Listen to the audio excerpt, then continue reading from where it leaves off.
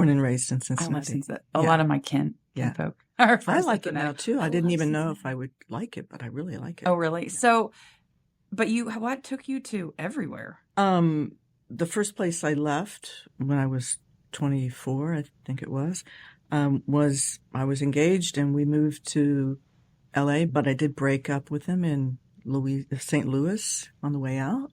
So that was a little weird. Did you really? But I stayed in LA. We went all the way out. I stayed in LA and then car ride.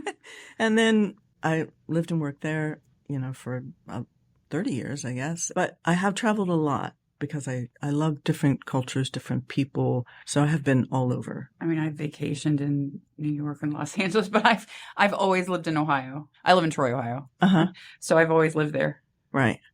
Yeah. And that's really cool. And that's kind of nice. I mean, so I wanted to ask you about this where you said you feel like smaller towns they feel like they help people more tell me about that. I do. I feel like that. I mean, I went away for a couple of years and lived in the big city of Columbus, but I feel like this is just me. I'm not speaking for everyone in Troy, right? But I'm sure that this happens in every town. But if your neighbors, their car broke down, like you would help them get to work. Or if Jan 2 doors down needed help babysitting, well, my mom's going to say, hey, Beth can babysit your kids so you can go out. Like, I'm moving to Troy. Hey, I can get you to work.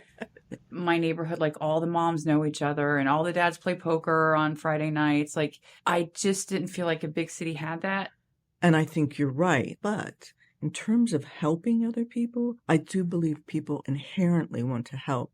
And I can talk about disasters. I was evacuated 3 times in LA from the fires, and we had earthquakes that were really bad, and then we had riots. And I can tell you that when any of those things happen, you will see people flying out to help people they have never met before. And Really? They have never met you before, and they're helping you, right? So, yeah, like when the riots happened, the Rodney King riots, my car broke down. And I was stuck in the middle of LA, and I could see smoke around me. I had to keep walking. And I can't tell you how many people stopped to say, can I take you somewhere? So it happens. That's good to hear. It's just different, right? But I think it's there. I think it's there. I hear what you're saying, but I feel like in general, we help each other out. Why do I need these government programs telling me I need to help somebody out? Because we're doing that on our own. So it's just shaped the way. For me, like I can put it in terms of being a female and trying to go up the ladder. I hear you about that too. I'm old enough to remember when, oh God, the most horrible kinds of interviews, the most sexist, misogynistic kind of interviews. And I don't have to do that anymore. Because we as a community, as a society said, that's not right. We're going to change it. And who changes things? Who does everybody look for to change things? The government.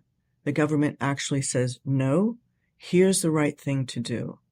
That's what changes things for the better. That's my... Yeah. I mean, it's something to think. It's just a different way to think. Yeah. Which is why we're here. Yes, exactly.